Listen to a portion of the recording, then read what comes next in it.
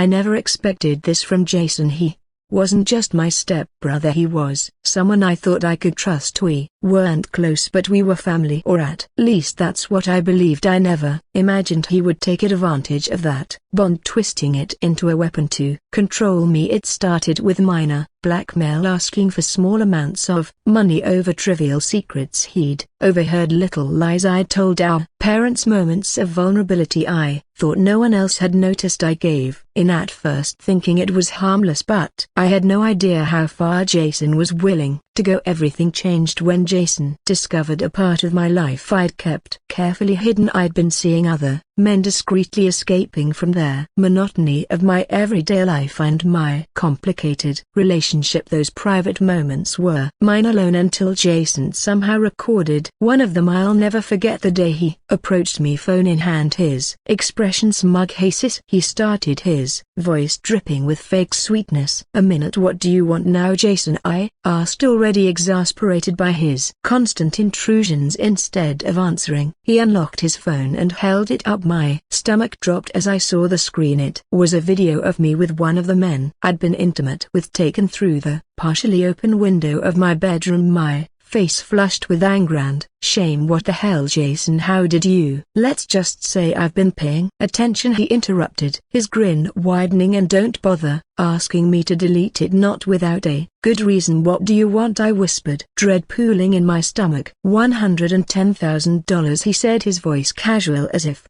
he were asking for a cup of coffee. "Or this little masterpiece goes viral. Can you imagine? Your friends are family." Even the guy in the video seeing this, I was speechless, frozen by their enormity of what he was threatening. Jason stepped closer, lowering his voice. "Don't take too long to decide. You've got a week." That week was a waking nightmare. I felt exposed, violated, and completely helpless. Jason had crossed every boundary, and the worst part was that I didn't know how to stop him. $110,000 was an impossible amount for me to come up with, but the thought of that video getting out was even worse. Jason didn't make things any easier. He delighted in reminding me of his power-making snide comments whenever we were alone. "You know you're lucky I'm giving you a chance to buy your way out of this," he said one evening as I tried to avoid him in the kitchen. "Most people wouldn't be so generous." I spent every waking moment trying to figure out how to raise their money. I considered taking out a loan, selling my car, or even begging one of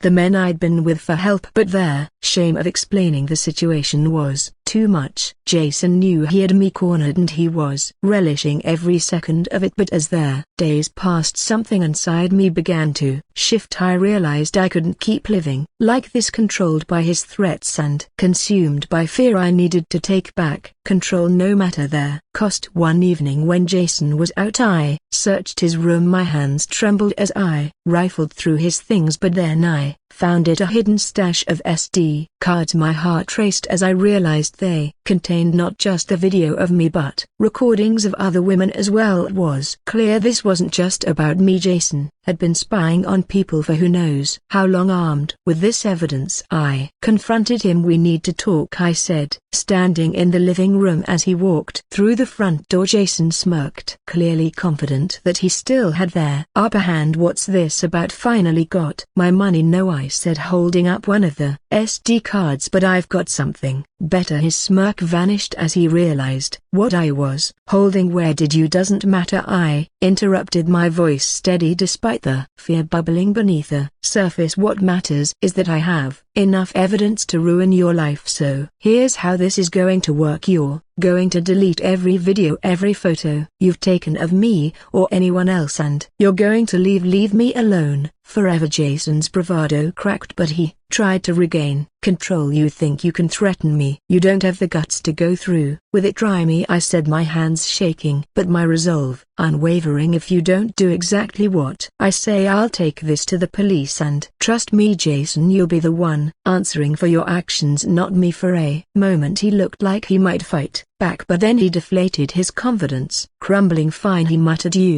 Jason deleted the files in front of me that night, but I wasn't done. The next morning I walked into the police station clutching the SD cards in my statement. Jason thought his threats would keep me silent, but he underestimated my strength. I handed everything over to their authorities, detailing his blackmail, their videos, and his pattern of manipulation. The officers assured me I had done the right thing. Watching Jason being escorted out of the house in handcuffs later that day brought a wave of relief and vindication. For too long I'd let him control me with fear, but now I was free. I wasn't scared of Jason anymore. I had taken back my power, and I would never let anyone take it from me again.